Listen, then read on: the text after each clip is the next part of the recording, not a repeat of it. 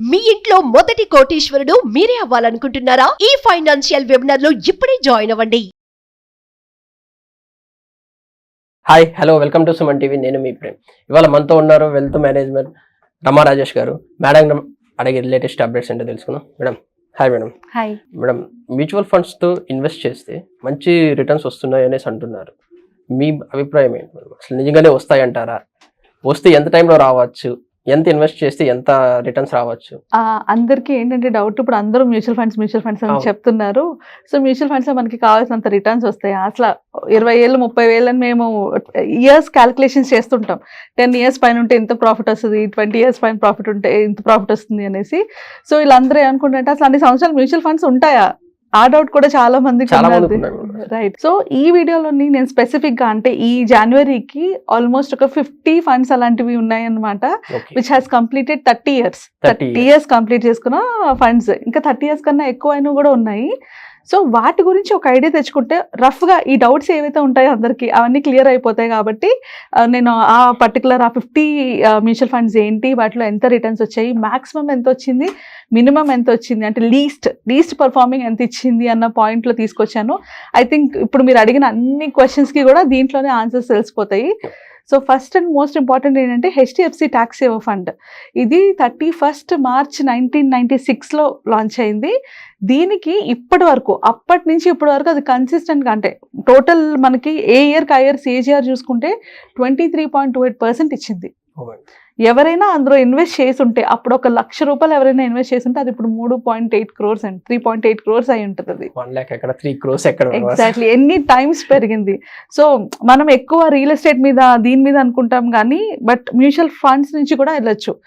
So first HDFC tax saver fund, ఇది 1996లో start అయింది. Next Nippon India growth fund. ఈ ఫండ్కి వచ్చేటప్పటికి ఇది 1995లో స్టార్ట్ అయింది. అండ్ ఇది స్టార్టింగ్ నుంచి ఇప్పటి వరకు మనకి CAGR అంతా 22.01% ఇచ్చింది. సో ఇలా చూసుకున్నా కూడా వీఆర్ క్లోజ్ టు, అంటే 3 crores అండ్ అబోవ్ వస్తుంది మనకి రిటర్న్స్. సో ఎవరికైతే మ్యూచువల్ ఫండ్స్లో పెట్టుకుంటే వస్తుందన్న డౌట్ ఉన్న వాళ్ళు లాంగ్ టర్మ్ వెయిట్ చేస్తే ఖచ్చితంగా వెల్త్ జనరేట్ చేసుకోవచ్చు. మీరు అన్నట్టు ₹1 లక్ష 3.8 crores అయింది. అదే అప్పట్లో ఒక 10 లక్షలు పెట్టి ఇల్లు కొనే బదులు ఇది తీసుకుని ఉంటే అది ఎన్ని కోట్లు అయి ఉండేది. ప్రాబ్లం ఎక్కడ వస్తుందంటే పేషెన్స్ లెవెల్స్ ఉండవు. ఎందుకంటే మ్యూచువల్ ఫండ్స్ మనం ఒక క్లిక్ చేస్తే కొంటాం, ఒక క్లిక్ చేస్తే అమ్మేస్తాం. సో ఈ పేషెన్స్ లెవెల్స్ లేక జనాలు 30 years పాటు వెయిట్ చేయలేక, 20 years పాటు వెయిట్ చేయలేక వాళ్ళు ఏమనుకుంటారంటే దీంట్లో రిటర్న్స్ రాలేదు అనుకుంటారు.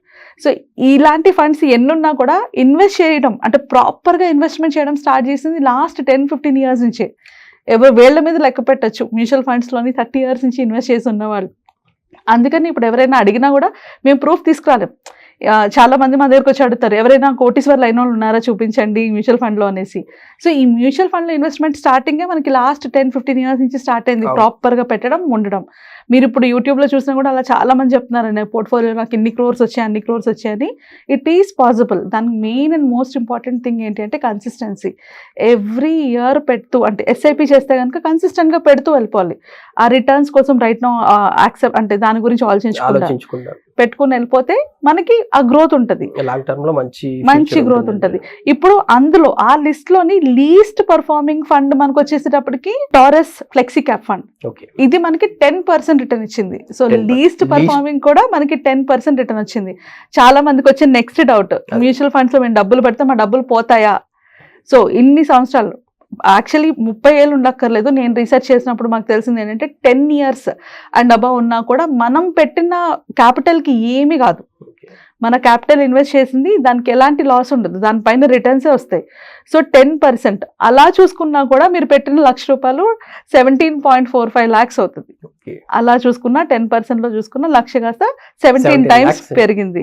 అండ్ ఆన్ ఎన్ యావరేజ్ నేను 15% తీసుకుంటాం as a financial advisor or wealth manager. మేము ఎప్పుడు కూడా ఎక్కువ ప్రామిస్ చేయము, ఎందుకంటే ఓవర్ ప్రామిస్ చేస్తే ఎక్స్పెక్టేషన్స్ ఎక్కువ ఉంటాయి కాబట్టి. సో 15% యావరేజ్ తీసుకున్నా కూడా 66 lakhs వరకు రిటర్న్స్ పొందవచ్చు మ్యూచువల్ ఫండ్స్లో ఇన్వెస్ట్ చేయగా.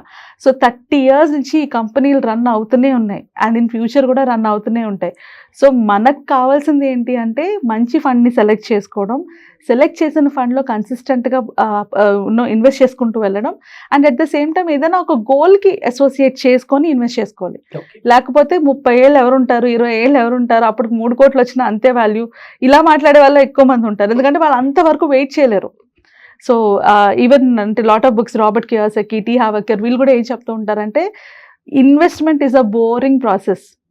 అలా బోరింగ్ అనిపించే ప్రాసెస్లోనే మీరు ఇన్వెస్ట్ చేయగలిగితేనే మీరు సక్సెస్ఫుల్ అవ్వగలరు. అందరికీ తెలుసు సక్సెస్ అవ్వాలంటే హార్డ్ వర్క్ చేయాలి, కన్సిస్టెంట్గా హార్డ్ వర్క్ చేయాలని అందరికీ తెలుసు. కానీ ఎంతమంది చేస్తారు? సేమ్ మ్యూచువల్ ఫండ్స్లో కూడా మనం కన్సిస్టెంట్గా ఇన్వెస్ట్మెంట్ చేసుకుంటూ వెళ్ళిపోతే మనకు కావాల్సిన రిటర్న్స్ వస్తాయి. వాళ్ళు మారుస్తూ ఉంటారు, అంటే ఫోమో అన్నమాట. ఇప్పుడు ఒక ఫండ్ బాగా పర్ఫామ్ చేస్తుంది అని చెప్పి చూసి దీని నుంచి తీసి దాంట్లో పెడతారు. మళ్ళీ తర్వాత నెక్స్ట్ ఇయర్కి ఇంకో ఫండ్ టాప్ పర్ఫార్మింగ్లో ఉంటుంది, దీన్ని తీసి దానికి పెడతారు.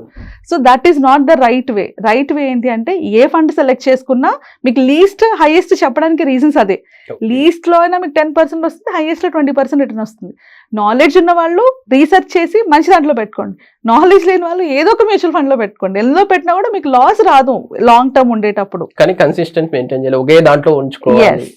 అదే ఫండ్ లో కంటిన్యూ చేయగలిగినప్పుడే మనకి రిటర్న్స్ వస్తాయి.